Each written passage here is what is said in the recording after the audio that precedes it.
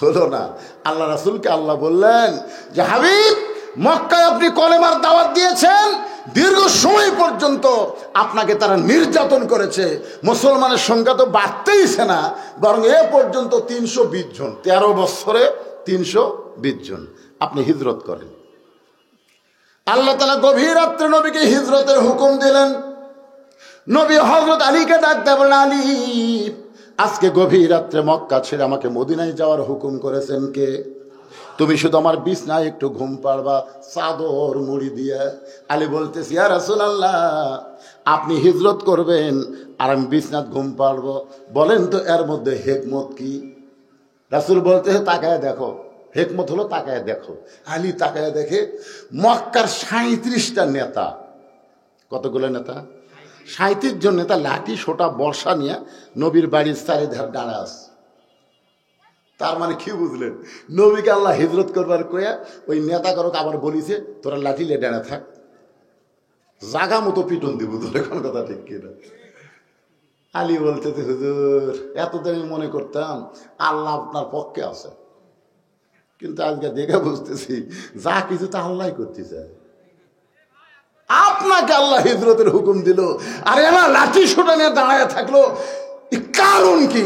যেদিন এরা আপনার বাড়ি ঘেরাও করেনি সেই দিন আল্লাহ হিজরতের হুকুম দিলেই তো পারত। আজকে সবাই যখন লাঠি সোটা নিয়ে দাঁড়ায় আছে আর এই সময় আপনাকে মক্কা ছেড়ে মদিনায় যাওয়ার হুকুম দিল, আমার মনে হয় আল্লাহ নবী বলেন, আলী, তোমাকে যেইটা হুকুম দিলাম তুমি সেইটাই করো। আমার বিছনায় চাদর মুড়ি দিয়ে তুমি ঘুমায়া যাও, খবরদার চেতন থাকবা না, তুমি ঘুমায়া যাও। নবীর কথা মতো হযরত আলী চাদর মুড়ি দিয়ে বিছনায় ঘুমায় গেলেন। কিছুক্ষণ পরে নবী আবার আসে চাদর টান দিয়ে দেখতেছে, দেখি তো চেতন থেকে ঘুমের ভান করতেছে নাকি। চাদর টান দিয়ে দেখে হযরত আলী অঘোর নিদ্রায় শায়িত। জোরে কর সুবহানাল্লাহ। কারণ রাসূল বলেছেন ঘুমায়া যাও। রাসূল যেখানে ঘুমাতে বলেছেন সেখানে চেতন থাকা যাবে। হযরত আলী যখন ঘুমায় গেছে এমন সময় নবী আমার চুপি চুপি ঘরের দরজা খুলে তাকায় দেখে 37 জন নেতা লাঠি সোটা নিয়ে দাঁড়ায় আছে।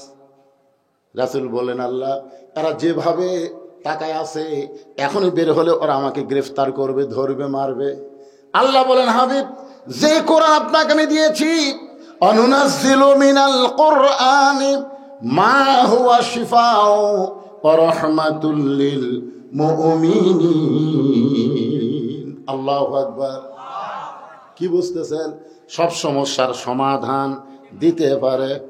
এই যে আয়াত পড়লাম এরই বাংলা অর্থ হলো সব সমস্যার সমাধান দিতে পারে আল্লাহ। ওগো নবী, আপনি বিপদে পড়বেন এটা না, বরং সূরা ইয়াসিনের মধ্যে কয়েকটা আয়াত আপনি তেলাওয়াত করে এক মুষ্টি বালির উপর ফুৎকার দিবেন। নবী বললেন, বালু ফুৎ দিলে কি হবে? বলে, আপনার কাম আপনি করেন, আমার কাম আমি করে দিব। ধরে কোন সুবহানাল্লাহ।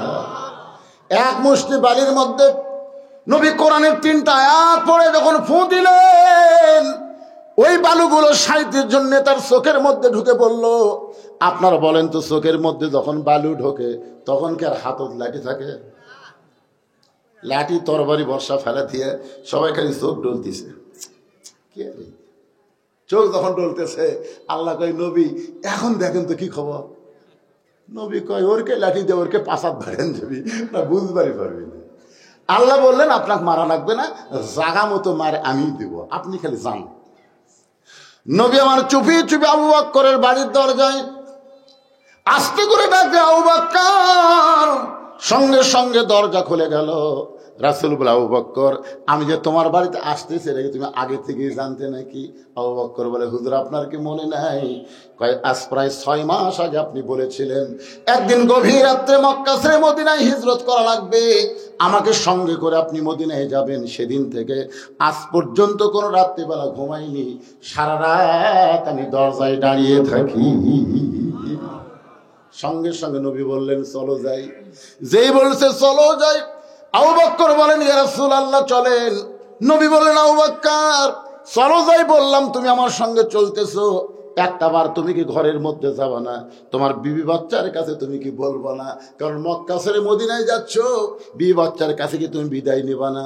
আবু বকর নবী গো, আপনি যেদিন আমার নেতা আর আমি যেদিন ইসলামের কর্মী হয়েছি, সেদিন থেকে কলিজার মধ্যে আমার নিয়ত হলো আল্লাহ রাসূল ছাড়া অন্য কাউকে আমি প্রাধান্য দেই না। আল্লাহর হুকুম নবীর তরিকা মোতাবেক চলাটাই হলো আমার 1 নম্বর দায়িত্ব।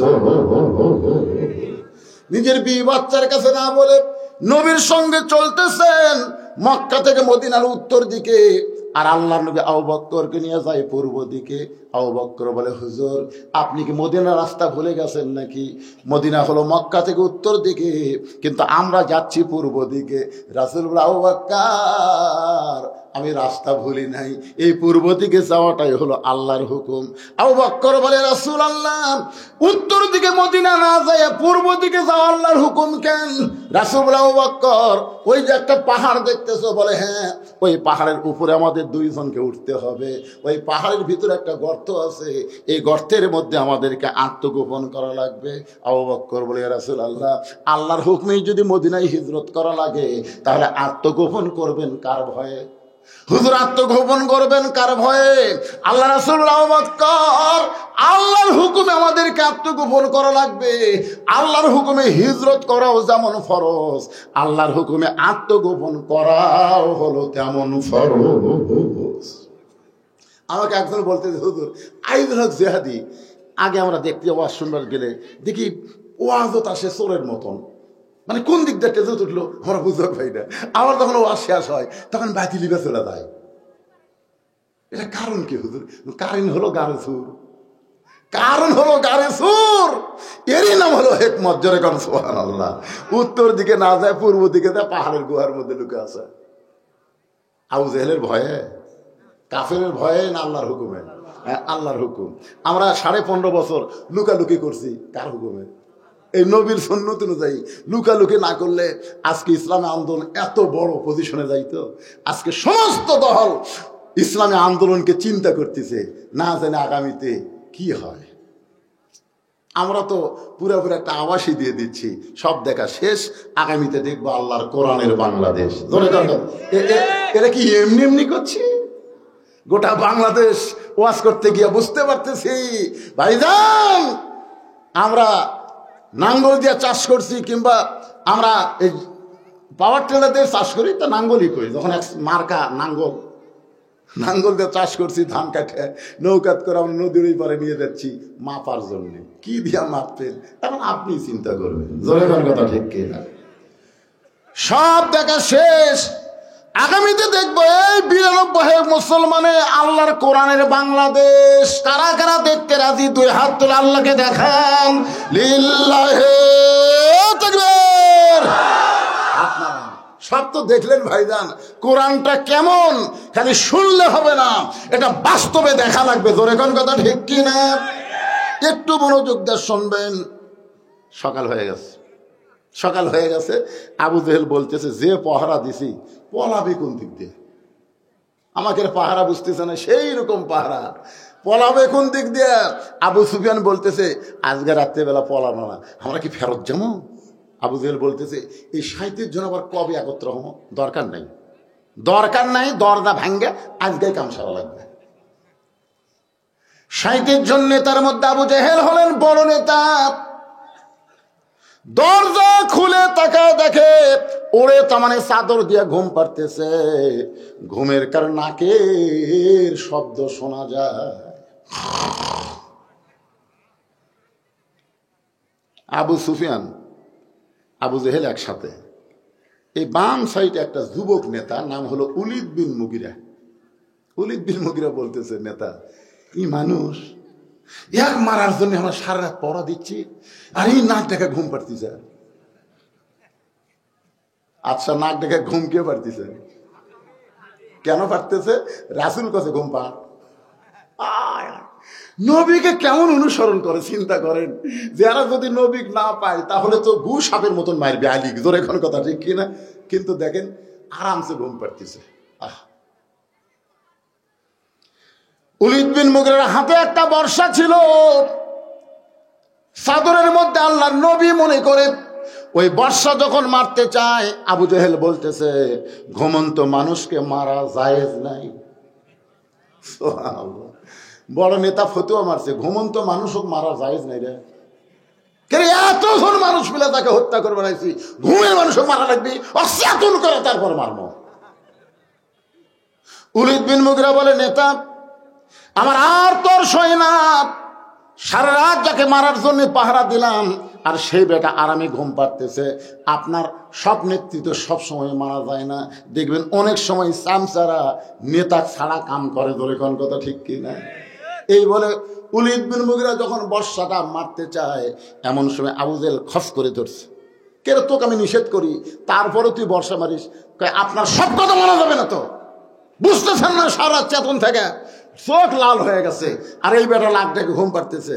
আবু জেহেল বলতেছে, উলিদ তুই আমার কর্মী, আমি তোর নেতা। সুবহানাল্লাহ বলেন না কেন?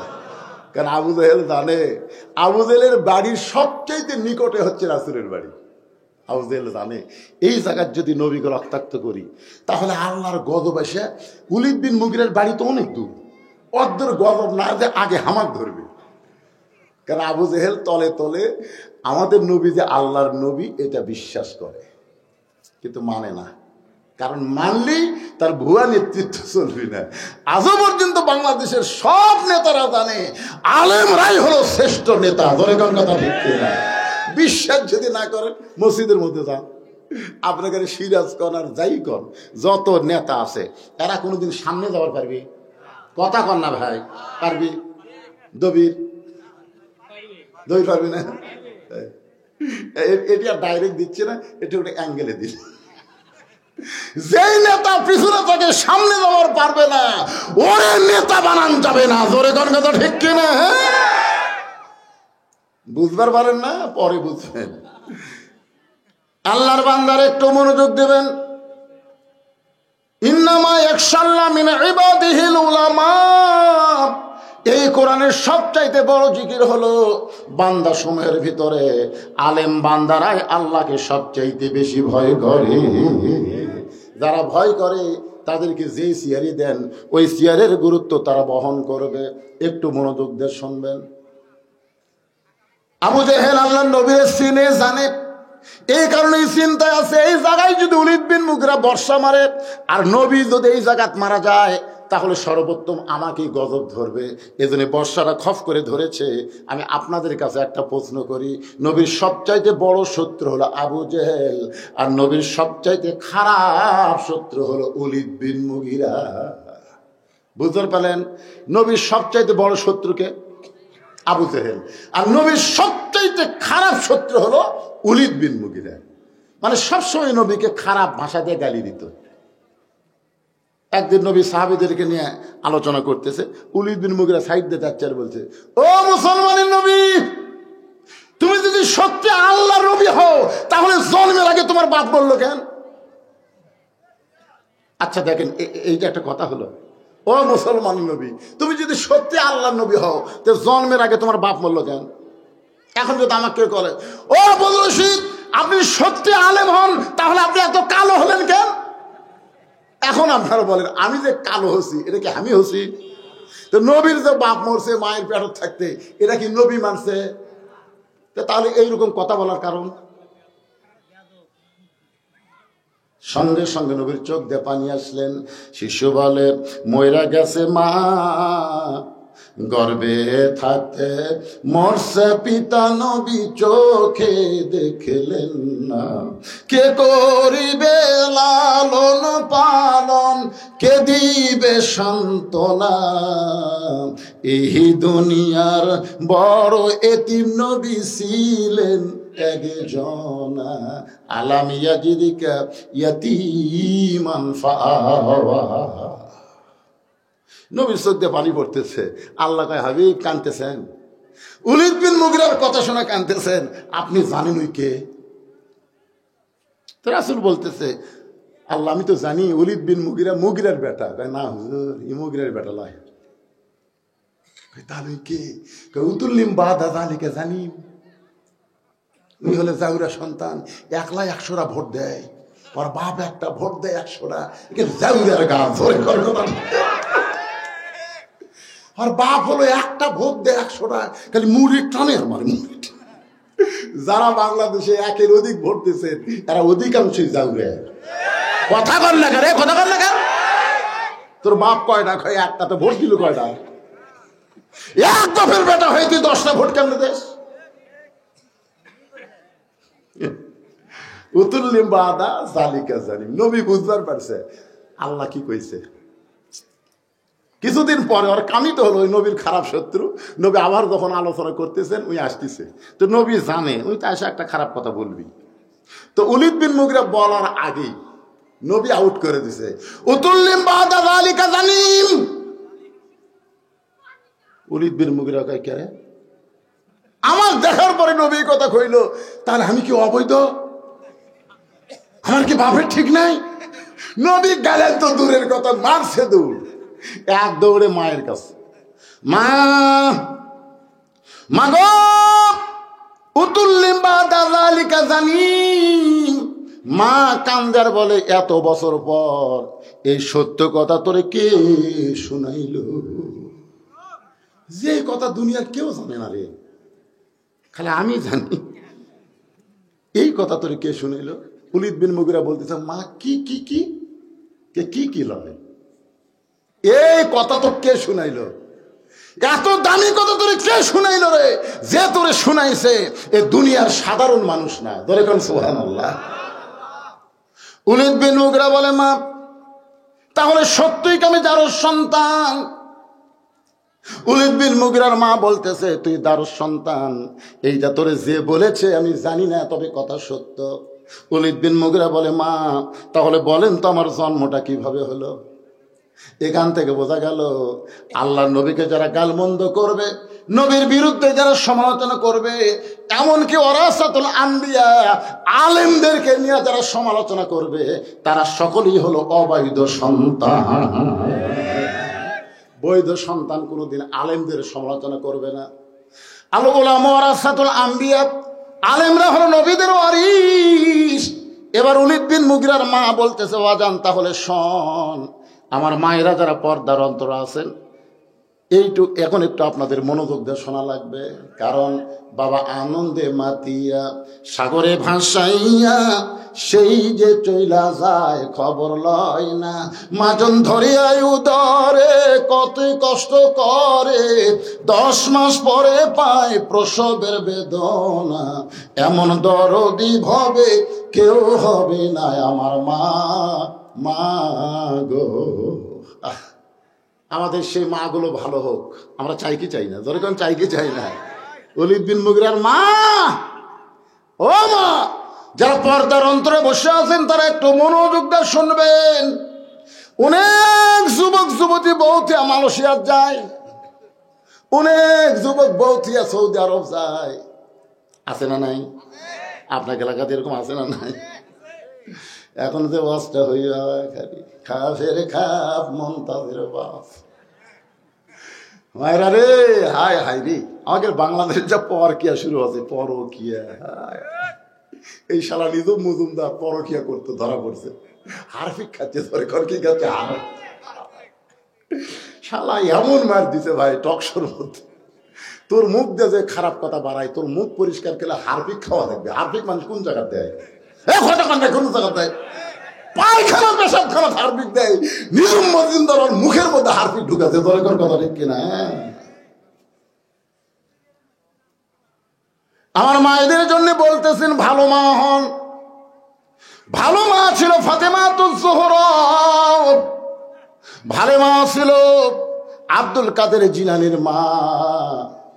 একটা মা যদি ভালো হয়, পেটের সন্তান আল্লাহর ওলি হয়। পেটের সন্তান কি হয়? আল্লাহর ওলি হয়।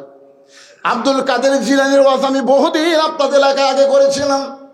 4 বছর বয়সে এরকম হাফিজ একটা মাদ্রাসায় উম্মুল খায়ের ফাতেমা, আব্দুল কাদের জিলানীর মায়ের নাম হলো উম্মুল খায়ের ফাতেমা, নবীর মেয়ের নামের মতোই ফাতেমা। মাদ্রাসায় ভর্তি করে দিছে, সন্তানকে কোরআনের হাফেজ বানাবার চাই। ওস্তাদ বললেন, মা কোনো টেনশন করেন না, আল্লাহ তাআলা যদি রহমত করে আপনার ছেলে কোরআনের হাফেজ হয়ে যাবে। তখন আব্দুল কাদের বয়স হলো মাত্র 4 বছর। 4 বছরের ছোট্ট আব্দুল কাদেরকে মাদ্রাসায় ভর্তি করে দিয়ে গেছে। পরদিন সকালবেলায় দেখবেন ওস্তাদেরা কিন্তু বাচ্চাকে আগেই কোরআন শরীফ পড়ায় না, সর্বপ্রথম যেটা পড়ায় তার নাম হলো কায়দা। ধরে কোন তার নাম কি? কায়দা পড়াতে গেলে আগে পেশাবখানাত নিয়ে যায়। আমার মাদ্রাসায় দেখছি ছোট বাচ্চা ভর্তি করে দিলে ওকে আগে কায়দা দেয় না, আগে পেশাবখানাত দিয়ে যায়। আমি কইলাম হুজুর পেশাবখানাত কেন? হুজুর কায়দার মধ্যে তো কোরআনের অক্ষর আছে। আল্লাহ কোরআনে বলেছে লা ইয়ামাসসুহু ইল্লাল মুতাহহারুন, ততক্ষণ পর্যন্ত কোরআন স্পর্শ করা যাবে না যতক্ষণ পবিত্র না হবে। এর ভিতরে পেশাব পায়খানা না শিখাই এরা পবিত্র কেমনে হবে? 4-5 বছর 6 বছরের বাচ্চাকে মাদ্রাসার ছাত্র হুজুররা পেশাবখানা দিয়ে গেছে, আর আমাকে প্রাইমারি বই হাতত দিচ্ছে। আগডম বাগডম ঘোড়াডম সাজে ঢাক ধরলো, ঝাঁঝর বাজে বাজতে বাজতে চললো ঢুলি, ঢুলি গেল কমলা ফুলি, কমলা ফুলির টিয়াটা সূর্য মামার বিয়াটা। কেরা শুয়ে বলা খাড়া হয়ে পেশাব করে। আমি বললাম কেরে বেটা বসে থেকে কর, কেমনি পেশাব করা লাগে তোর স্যার শিখাইনি? তখন মুসকি মুসকি হাসে সাজ সাজে কি কয়, প্রাইমারি পেশাবখানা যায় দিকে আমার স্যারই খাড়া হয়ে পেশাব করে। মানে যে শিক্ষা দিচ্ছে ওই শিক্ষাটা আবার পানি লেওয়া লাগবি, খাড়া হয়ে মারবি। এখন কায়দা ধরার আগে তাকে ওযু করা শিখায়। কি হুজুর কথা ঠিক আছে? পেশাব করান পায়খানা করেন কেমনে পরিষ্কার হবে এইটা শিখানোর পরে তারপরে বলে আলিফ বা তা সা। আব্দুল কাদের জিলানীকে যখন বলেছেন আলিফ, সঙ্গে সঙ্গে লাম মিম যালিকাল কিতাবু লা রাইবা ফিহি হুদাল লিল মুত্তাকিন আল্লাযীনা ইউমিনুনা বিল গায়বি ওয়া ইয়াকিমুনাস সালাত ওয়া মিম্মা রাযাকনাহুম ইউনফিকুন। ওস্তাদ মারছে দৌড়। কে আলিফ বলার পরে বা তা, ওই আলিফ শুনাই লাম মিম করে শুরু করলো, আর যে হারে ঝুঁকতিছে আর মারতেছে খালি। কোরআনের কিন্তু একটা ঝোঁক আছে না নাই? অজিলাত কুলুবুহুম, তার অন্তরের মধ্যে কোরআনের বাণী এমন ভাবে তলপড়ানি সৃষ্টি করে যার কারণে প্রত্যেকটা মাদ্রাসায় গিয়ে দেখবেন বাচ্চারা কোরআন পড়তেছে এরকম ঝুঁকতেছে। এটা হলো কোরআনের মুজিজা। জোরে কর সুবহানাল্লাহ। আব্দুল কাদের ছোট্ট বাচ্চা কোরআন পড়তেছে আর ঝুঁকতেছে। এমন সময় ওস্তাদ মারছে দৌড়। অনেক ছাত্র বলে হুজুর দৌড়ান কেন? বলে একলা পারতেছে না, ভয় লাগে। মানুষের বাচ্চারা মনে হয় পেতনির বাচ্চা। সমস্ত শিক্ষক ছাত্র ঘিরে ধরেছে, আর 4 বছর আব্দুল কাদের জিলানী খালি পড়ে যাচ্ছে। এক হুজুর কোরআন শরীফ হাতে নিয়ে এরকম আব্দুল কাদের পড়ার দিকে খেয়াল করে আয়াত বের করে ধরতেছে। বাজান করে একটা আয়াত পর্যন্ত বাদ দেয় না। যেই মাত্র 18 পারা কোরআন তেলাওয়াত শেষ হয়ে গেল, এমন সময় আব্দুল কাদের অটোমেটিক ব্রেক হয়ে গেছে। সমস্ত ওস্তাদরা বলতেছে আর কেন পারতেছে না, আর কেন পারতেছে না। একজন ওস্তাদ বলে জানবার যদি চাও তাহলে আব্দুল কাদেরের মায়ের কাছে যাও। জানবার যদি চাও বাপের কাছে যাও। কথা কন না কেন? বাপের কাছে। ওলীদ বিন মুগীরা কার কাছে গেছে? মায়ের কাছে। আকাই হুজুর সারা বছর আমার খিদা লাগে না, কিন্তু রোজার ফাঁদ উঠলে খালি খিদা লাগে হুজুর। আমার এত খিদে রমজান মাসে কেন? তা আমি বললাম তোর এত খিদে কেন? তুই মায়ের কাছে যা। হুজুর মায়ের কাছে আর যাস না কেন? মা কি বাঁচে আছে? আছে, যা মায়ের কাছে। ওই মায়ের কাছে বলতেছে মা 11 মাস আমার খিদা কম, কিন্তু রোজার মাসে এত খিদা খেন। তখন মা বলতেছে তোর দাদি এই সর্বনাশ করছে, তোর দাদি। তুই যখন আমার পেটত আসলি রোজার মাসে তোর দাদি বলছে বৌমা খবরদার রোজা থাকো না, রোজা থাকলে পেটের বাচ্চা শুকা যাবে। খালি তুই কি তাজা ছোঁয়ার জন্যে রোজার মাসে আমি খাসি রে, আমিও খাসি তুইও খাসি। এই যে রোজার মাসে তোর খাওয়া শুরু হচ্ছে, বেড়ে এসে তুই আর না খায় থাকতে পারতেছিস না। একটা মা যদি ভালো হয়, এই জন্য খ্রিস্টান নেপোলিয়ান বলেছে ভালো একটা সন্তান চাইলে ভালো একটা মায়ের দরকার। ধরে কোন কথা ঠিক কিনা? মায়ের কাছে যা। আব্দুল কাদেরকে কান্দে করে মায়ের বাড়ির দরজায়, মা জানলা দিয়ে তাকায় দেখে গতকাল আব্দুল কাদেরকে ভর্তি করে দিছে মাদ্রাসায়, আজকেই ফেরত নিয়ে আইছে। মা কান্দের বলে হুজুর আমার আব্দুল কাদেরের অপরাধ কি? কি অপরাধে তাকে ফেরত দিয়ে বেড়াইছেন? ওস্তাদ বলতেছে, মা আব্দুল কাদের অপরাধ হলো একটাই, আলিফ বলার পরে বা বলে না। একটানে 18 পারা কোরআন আমাদের কেমনে শোনাই? মা কান্দার বলে, হুজুর আমার আব্দুল কাদের কেমনে কোরআন শোনাইলো আমি মা হইয়াও বলতে পারবো না। ওস্তাদ বলে, মা গোপন করো না, সত্যি করে বলো তো খবর কি? মা কান্দার বলে, সত্য কথা হলো আমি হলাম 18 পারা কোরআনের হাফেজা। এই আব্দুল কাদের যখন পেটে ছিল, আল্লাহ তাআলা আব্দুল কাদেরের কারণে, সন্তান পেটে আসার কারণে মায়ের মাসিক ব্যারাম বন্ধ করে দিল। যে মায়েরা পেটে বাচ্চা আসে সাথে সাথে তাদের কি হয়? মাসিক ব্যারাম বন্ধ হয়ে যায়। কারণ কি বন্ধ? কারণ হলো প্রতি মাসে 3 দিন 5 দিন মায়েরা মন চাইলেও ইবাদত করতে পারবে না। কেন পারবে না? এই মাসিক শুরু হলে মেয়েদের নামাজ পড়া যাবে না, কোরআন পড়া যাবে না, তারপরে রোজা রাখা যাবে না। কিন্তু পেটে বাচ্চা আসার সাথে সাথে আল্লাহ মাসিক ব্যারাম বন্ধ করার কারণ হলো বাচ্চা থাকা অবস্থায় মায়ের ইবাদতের যেন কোনো কমতি না হয়। কারণ মায়ের ইবাদতের সাথে পেটের বাচ্চার আল্লাহ সম্পর্ক করে দেয়। পেটে বাচ্চা নিয়ে মা রুকুর থেকে সেজদাত গেছে, পেটের বাচ্চা বড় আছে, 7 মাস, 7 মাসের বাচ্চা পেটত, বুঝতেছে না, পেট উঁচে হয়ে গেছে। তারপরে রুকুতে সেজদাত গেছে, একটা বাচ্চা পেটের মধ্যে ঠাসি খাচ্ছে। রুকুতে সেজদাত গেলে কি হয়? ফেরেশতারা বলতেছে, আল্লাহ কি কষ্ট করে মা নামাজ পড়তেছে, পেটের বাচ্চার মনে হয় কষ্ট হচ্ছে। আল্লাহ কয়, ফেরেশতা সাক্ষী থাক, সাক্ষী থাক, যে মা পেটে বাচ্চা নিয়ে কষ্ট করে রুকুর থেকে সেজদাত যায়, ও মা শুধু নিজে নামাজ পড়ে না, পেটের বাচ্চাকেও নামাজি বানায় দিচ্ছে। ধরে কারণ সুবহানাল্লাহ। কি বুঝতেছেন ভাই? আজকে আমাদের যেগুলো ঘরে ওদের খাড়া হয়ে আছে ঘুরতেছে, এগুলা কি এরকে দোষ? এরকে দোষ না তো। ওরা যখন মায়ের পেটে ছিল, মা তখন পেট দিয়ে গোটা পাড়া ঘুরিছে, ওই যে পেটের মধ্যে থেকেই এরকে ঘোরনি ব্যারাম শুরু হয়ে গেছে। ভালো মায়ের বাচ্চা যারা কোরআনের মাহফিলে বসবে তারা, ধরে কোন কথা ঠিক কিনা? আপনি কি খবর চান? এইরকম কোরআন আলোচনা বাদ দিয়ে যারা রাস্তায় ঘুরতেছে, এরকে মা ভালো? কথাটা আমার না, একটু মনোযোগ দিয়ে শুনবেন। ওলীদ বিন মুগীরা মা, সেখান থেকে আমি মায়ের কথা বলতেছি। মায়েরা যদি ভালো হবার চান, আপনাদের 1000 আমল করা লাগবে না। 1 নম্বর আমল হলো অকরনা ফি বুয়ুতিকুন্না ওয়ালা তাবাররাজনা তাবাররুজাল জাহিলিয়াতিল উলা। আল্লাহু আকবার। আর মায়েদের জন্য বলতেছি, মায়েরা যারা পর্দার মধ্যে বসে আছেন, মা আপনাদের জন্য আল্লাহ বলেছেন, মেয়েরা ঘরের মধ্যে থাকো, ঘরের বাহির হইও না। কোনো প্রয়োজনে যদি ঘরের বাহির হও, তাহলে হেজাব নিয়ে, পর্দা নিয়ে বের হওয়া লাগবে।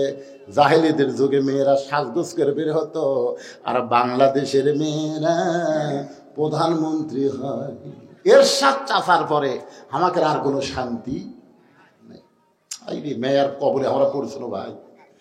আল্লাহ আল্লাহ, আগামীতে আর যেন বাংলাদেশে কোনো মেয়ে মানুষ প্রধানমন্ত্রী না হয়। কেরে মরদেরা চেতেন না কেন? বারে চেতেন না কেন? আমার কথা না, আমার কথা।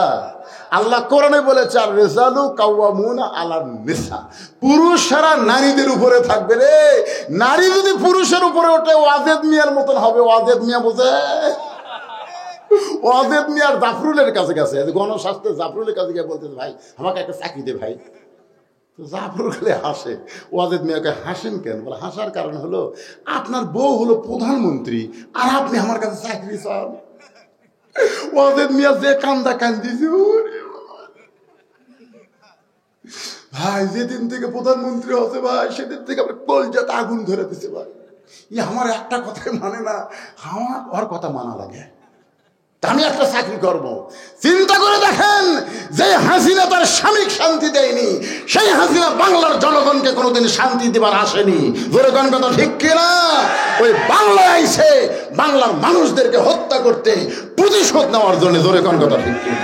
তাছাড়া কেমনে বলে আমার বাপের দেশ, আমার দেশ, বাপের দেশ, আমার দেশ? প্রধান সেনাপতি কি বলেছে? আমাদেরকে গুলি করার অর্ডার দিচ্ছে, গুলি করার। এই 2000 খালি প্রধান সেনাপতি যদি গুলি করত, লক্ষ লক্ষ বাংলাদেশের ছেলেরা, ছাত্র জনতা মারা যেত। তোর এখন ঠিক কিনা? কিন্তু গুলি কেন করেনি? ওই স্বরাষ্ট্রমন্ত্রীর কাছে পুলিশের আইজি বলতেছে, স্যার স্যার আপনারা খালি কোন যে গুলি করেন, আমরা তো করতেছি কিন্তু কাম তো হচ্ছে না। তো তো স্বরাষ্ট্রমন্ত্রী কয় কি হয়েছে? দেখেন দেখেন, এই যে গুলি করতেছি এটি ফাঁকা হতে ওই পড়া যায় আর এখন খাড়া হয়। গুলিতে মানুষ ভয় করে না। এরা আসলে কি? এরা হচ্ছে তয়রান আবাবিল। কারণ আবু সাইদ মরা শুরু হয়ে গেছে ভাই। আমার যখন রক্ত পড়তেছে আমি তখন জান্নাতের 8টা দরজা দেখতে পাই। মুগ্ধ বলতেছে আমি যখন শেষ নিঃশ্বাস ত্যাগ করি রাসূল আমার কাছে হাউজে কাউসারের পানি নিয়ে আসছিল। ইয়ামিন বলতেছে ওরা গাড়ি থেকে আমাকে লাথি দিয়ে ফেলে দিয়েছে, আমি জান্নাতের মধ্যে চলে গেছি। ছাত্র জনতা বুঝতে পেরেছে হাসিনার বিরুদ্ধে আন্দোলন না করলে বাংলাদেশের মানুষ শান্তিতে থাকবে না। হকের পক্ষে থাকতে গেলে দরকার হলে জীবন দেওয়া লাগবে। ধরে কোন কথা ঠিক কিনা?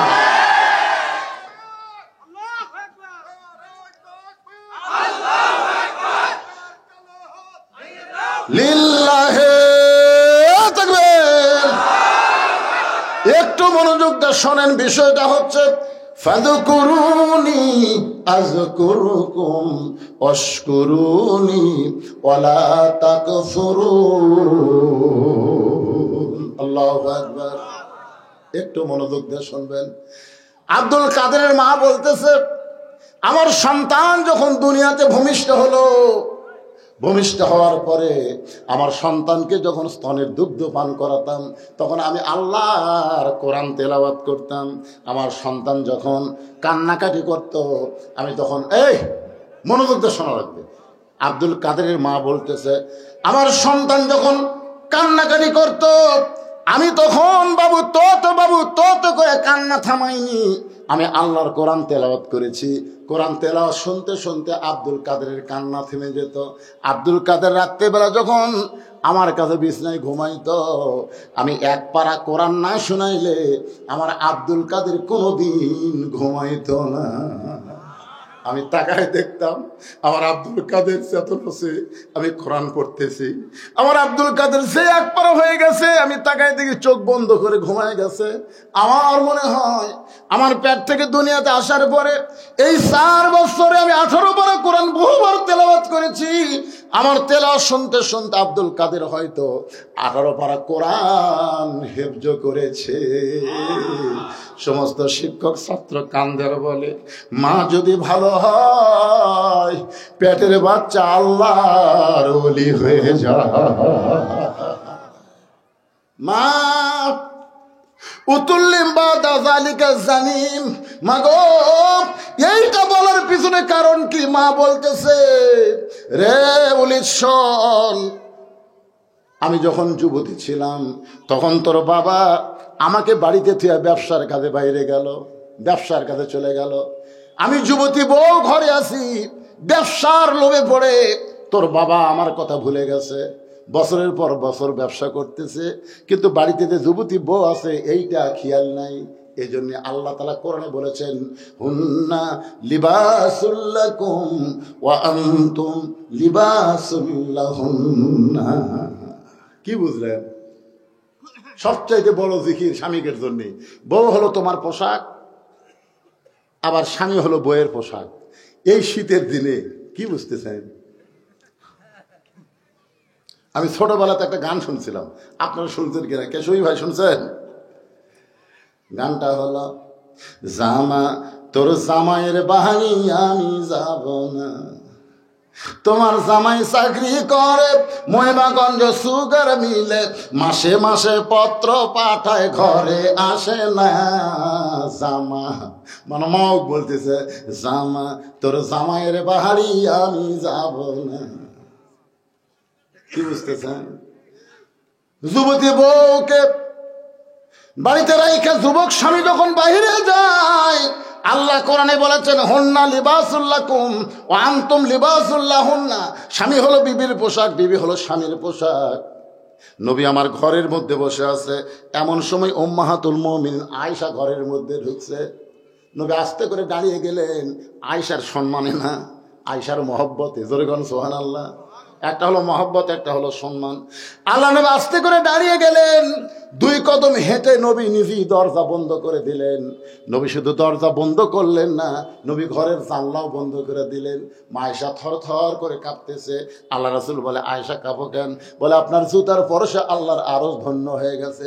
হুজুর, যদি কোনো বেয়াদবি হয়, আল্লাহ নবী বলে, আয়েশা, একজন নবীর জুতার পরশে আল্লাহর আরশ ধন্য হয়ে গেছে, একজন নবীর জুতার পরশে।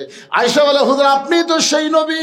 আল্লাহ নবী বলতেছেন, আমি সেই নবী ছিলাম যতক্ষণ দরজা খোলা ছিল, কিন্তু দরজা যেই বন্ধ হয়ে গেছে আয়েশা, আমি আর নবী নাই রে, আমি হলাম স্বামী আর তুমি আমার বিবি।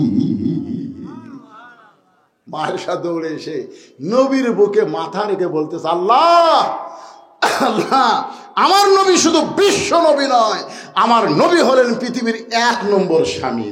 সুবহানাল্লাহ। যেই বলছে 1 নম্বর স্বামী, নবী তখন আস্তে করে আয়েশাকে এই বাম হাতে বুকের মধ্যে নিয়ে ডান হাতে একটা ঠাসি মারছে। এটা কিসের ঠাসি? মহব্বতের ঠাসি। আপনি আপনার বউকে বুকের মধ্যে নিয়ে একটা ঠাসি মারবেন, নবীর সুন্নত আদায় হবে। একটা সুন্নত আদায় করলে 100 গলা কাটা শহীদের সওয়াব। এটা কোন সুন্নত? টুপি মাথার দেওয়া, পাগড়ি পরা, এটা হলো বুকের মধ্যে নিয়ে ঠাসি দেওয়া সুন্নত। কথা কয় না, এই সুন্নত সমাজে চালু আছে। কথা কন না কেন? যেই সুন্নত সমাজে চালু নাই, এই সুন্নত যদি আপনি চালু করেন, তাহলে 100 গলা কাটা শহীদের সওয়াব পাবেন। টুপি তো চালু আছে, দাড়ি চালু আছে, এগুলো তো সস্তা সুন্নত। সবচাইতে বড় সুন্নত হলো বাতিলের বিরুদ্ধে লড়াই করে মুখের দান ভাঙ্গা ফেলা দেওয়া। কথা পেয়ে এই দাঁত ভাঙ্গা হলো 100 গলা কাটা শহীদের সওয়াব। এই খাওয়ার পরে মিষ্টি খাওয়া, মনে করছি মিষ্টি খাওয়া 100 শহীদের গলা কাটা না। যে সুন্নত সমাজে চালু নাই, এই সুন্নত চালু করলে 100 গলা কাটা শহীদের সওয়াব আল্লাহ দান করবে। ধরে করেন সুবহানাল্লাহ। আল্লাহর বান্দার একটু মনোযোগ দেন। আল্লাহ তাআলা ডাক দিয়ে বলেন, জিবরাইল, লহে মাহফুজ থেকে কোরআনের আয়াত নিয়ে নবীর কাছে যাও, নবীরে জানায় দাও, হুন্না লিবাসুল লাকুম ওয়া আনতুম লিবাসুল লাহুন্না। ওলীদ বিন মুগীরার মা বলতেছে, তোমার বাবা মাসের পর মাস, বছরের পর বছর যখন বাহিরে, তখন আমার মনের মধ্যে একটা ব্যারাম ঢুকলো, একা একা কেন ভালো লাগে না, কোনো কাজে মন যেন বসে না, আমার কি হতে কি হয়ে গেল, আমি নিজেও তো কিছু বুঝি না। ওলীদ বিন মুগীরার মা বলতেছে, আমি ঘরের ছাদে গেলাম, ঘরের ছাদে গিয়ে উড়ু উড়ু মন নিয়ে যখন তাকাই, তখন দেখি তোমার বাপের ছোট ভাই। ওলীদ বিন মুগীরার বাপের কি ভাই? যার নাম আমাকে আপনাকে ধনুটি কি খায়? বাপের ছোট ভাইকে বলা হয় দেওরা। বাড়ির আগে বেতেরা হাল আছে ছোট দেওরা রে। এই রংপুরের ভাওয়ায় সারা মফিজ এলাকার গান ধরে কোন ঠিক না। আমি মা বোনদেরকে বলবো, পুরুষ জাতের মধ্যে 2টা দলকে আপনারা কাল সাপের মতন ভয় করবেন। একটা হলো দেওরা আর একটা হলো দুলাভাই। এই 2টা খালি সুযোগ খোঁজে। জোরে কর কথা ঠিক কিনা? মা বোনদেরকে আমি বলতেছি, মা, এই দেওরা দুলাভাইকে কাল সাপের মতন ভয় করবেন, এদেরকে ধার দিয়ে ঘেঁষতে দিবেন না। এখন ওলীদ বিন মুগীরার মা বলতেছে, উড়ু উড়ু মন নিয়ে আমি তোমার বাপের ছোট ভাইকে দেখে আমি আস্তে করে ছাদ থেকে ঘরের মধ্যে এসে দরজা খুলে দিলাম। দরজা খোলা মাত্রই তোমার চাচা ঘরের মধ্যে ঢুকলো। আর ঘরের মধ্যে যখন ঢুকলো, আমি তখন এমন কিছু বাহানা করলাম, মেয়ে মানুষ কিন্তু কিছুই করা লাগবে না, খালি অন্য বাঁধে মধ্যে ফেলা দিবি আর গালবি, ফেলা দিবি আর গালবি। তখনই ছেলেরা বুঝতে পারবি ই আমার মিস কল মারতেছে। তোর কথা কর না, এ কথা কর না।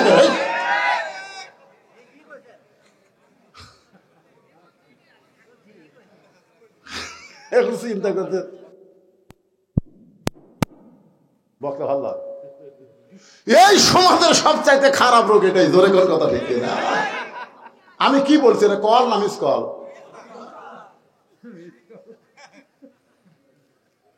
এখন তোমার চাচা বুঝবার পাই না, আমার সঙ্গে তোমার চাচার মিলন হলো, ওই মিলনের মাধ্যমে তুমি আমার পেটের মধ্যে ঢুকলে, তুমি আসলেই যারো তো সন্তান। আবু জেহেল, মনে আছে না, ভুলে গেছেন?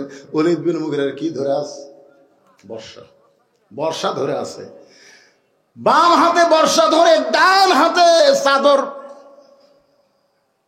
বাম হাতে বর্ষা ধরে ডান হাতে চাদর টান দেওয়ার পরে 37 জন নেতার চোখ বড় হয়ে গেছে। তোরা কি পড়া দিলি রে? তোরা দেখলি ঘুম পাড়তিছে, আমরা তো তাই দেখলাম বারে। ঢুকলো কখন? আবু জাহেল বলতেছে, আলী এই তোমার নবী কোন দিক দিয়ে পলালো রে? আলী খালি মুসকে মুসকে হাসতেছে। সুবহানাল্লাহ। মুসকে মুসকে হাসার কারণ হলো দুইটা। এক নম্বর কারণ হলো আমার নবী নিরাপদে আছে। সুবহানাল্লাহ। কারণ যখন ওই যে চাদরের মধ্যে ঢুকছিল তখন মনে করছিল যে হারে হারে লাঠি সোটালি আছে, আহা আমার তো নবী ঘুমাবার বললো, আরে নবী কি বিপদের মধ্যে পড়ে নাকি, এই চিন্তা নিয়ে কিন্তু ঘুমাইছিল।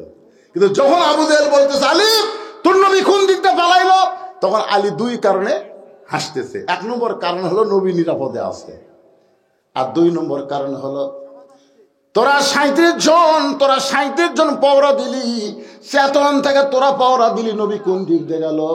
আমি ঘুমের মানুষকে জিজ্ঞাসা করিস কেমনি? তোরা কি চেতনা ছিল না? কয় হয় আমি কেন, আমি ঘুমের মানুষ, নবী কোন দিক দিয়ে গেল কেমনি কব? যেই কইছে সঙ্গে সঙ্গে আবু জেহেলের রাগের উপর পড়ছে পানি। কে রে? ঠিকই তো, ছাই। ছাই বোঝেন না? মুকুট পড়ছে ছাই। আপনারা বলেন তো, যতই ভালো তরকারি দেখান কেন মুকুট যদি একবার ছাই পড়ে খাওয়া আসা। এমন কথা হযরত আলী বলেছে আবু জেহেলের মুখে পড়ছে ছাই। আবু জেহেল বলতে যে খামাখা খামাখা এর কাছে সময় নষ্ট করার দরকার নাই, আমার মনে হয় বেশি দূর পর্যন্ত যাবার পারে নাই।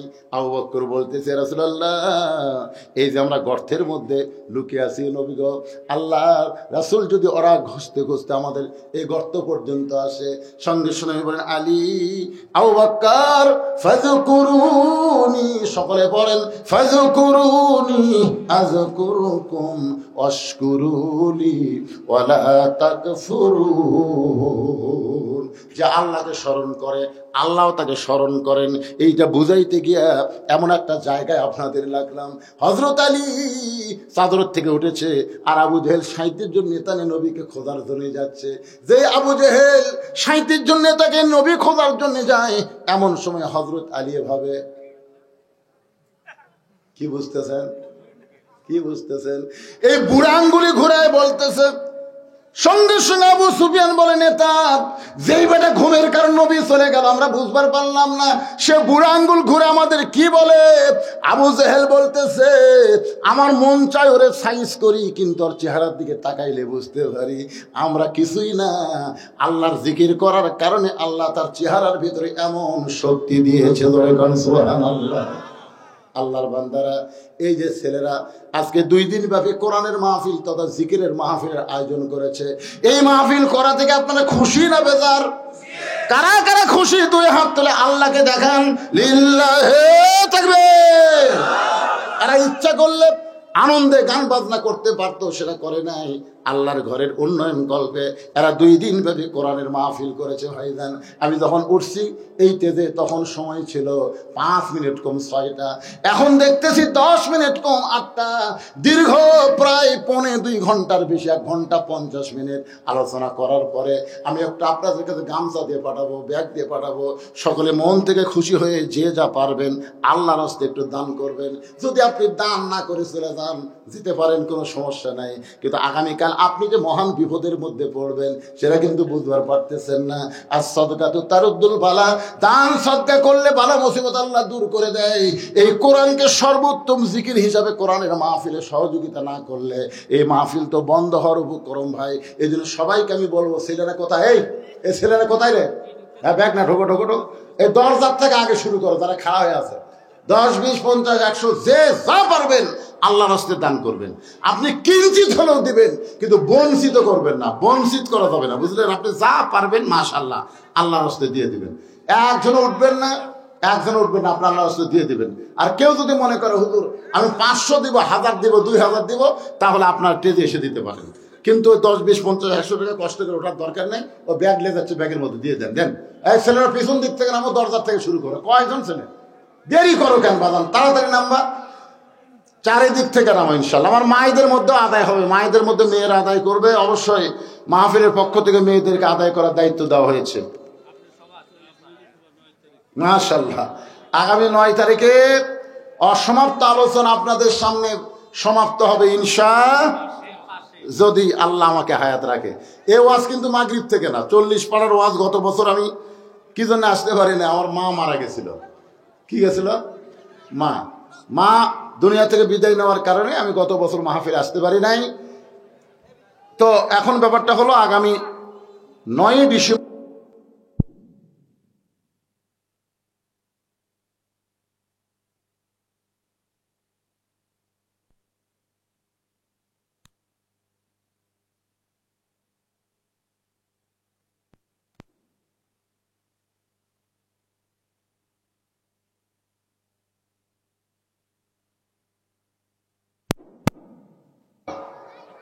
আলগা হচ্ছে 200 টাকা আর দাবা হচ্ছে 500 টাকা। বলে দাবা কি? বলে গোড়া শুদ্ধ তুলে দেবো আর ঘাস থাকবি না। আর আলগা মানে খালি ঘাসের মাথা ছিঁড়ে দেবো। তো মাগরিবের মাহফিল হচ্ছে মাথা ছেঁড়া মাহফিল, যেরকম কি ছাড়া মাথা ছিঁড়া। আর রাতের মাহফিল হলো গোড়া তোলা। এই জন্যে ইনশাল্লাহ 40 টাকা। এ উঠলেন কেন? মাঝখান থেকে উঠলেন কেন বাবা? যিনি যা পারেন আল্লাহর রাস্তায় দান করেন। ইনশাল্লাহ আপনাদের নিয়ে আমি মোনাজাত করবো। আগামীকাল এখানে রাত ভর মাহফিল আছে, সবাই আসবেন ইনশাআল্লাহ। হ্যাঁ, সবাই দেন 10, 20, 50, 100 টাকা। এতগুলো মানুষের মধ্যে 500 টাকা দেওয়ার মতন কেউ নেই যে হুজুর আমি ব্যাগের মধ্যে না দিয়া আমি আল্লাহর ঘরে মসজিদের সংস্কারের জন্য অন্য একজনে 500 টাকা দিলাম, 1000 টাকা দিলাম। এরকম দানবীর যদি কেউ থাকেন তাদেরকে বলবো ব্যাগের মধ্যে না দিয়া আপনি সরাসরি টেজে এসে দিবার পারবেন। আছেন কেউ এরকম 500, 1000 টাকা দেওয়ার মতন? এতগুলো মানুষের মধ্যে একটা লোকও নাই দুনিয়া। আপনারা দরজার থেকে কেউ যেন লড়েন না।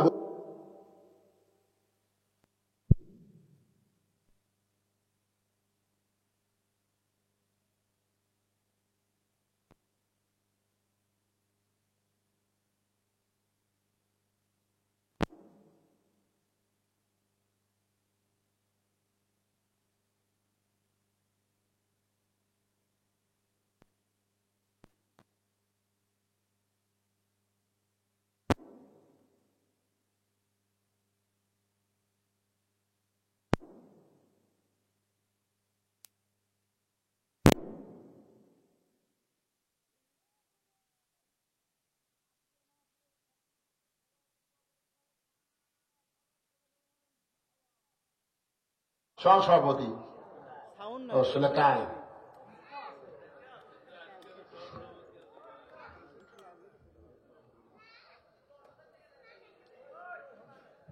আদায় হয়েছে, ব্যাগগুলো আদায় হয়েছে, নিয়ে আসো, সব টেজের দিকে নিয়ে আসো। ব্যাগ নিয়ে ব্যাগ তো ভালোই দেখা যাচ্ছে মাশাআল্লাহ, সবাই দিচ্ছে আলহামদুলিল্লাহ।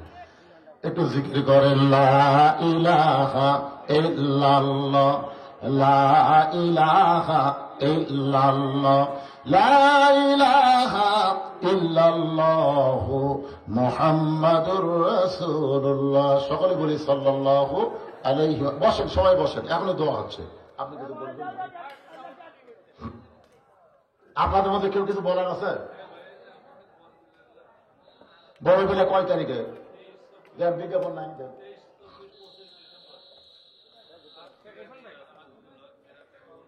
মাশাআল্লাহ, আমাদের 40তম অধিবেশন বড় ভিলা 23, 24 এবং 25শে ডিসেম্বর। এখানে প্রথম দিন আছে রুহুল আমিন নাসির ইকবাল বিন শাফি ঢাকা, দ্বিতীয় দিন আছে রুহুল আমিন যুক্তিবাদী, আর তৃতীয় দিন আছে আজিজুল ইসলাম জেহাদি বাগের বাচ্চা। কি বলবে না? সভাপতি বলবে না?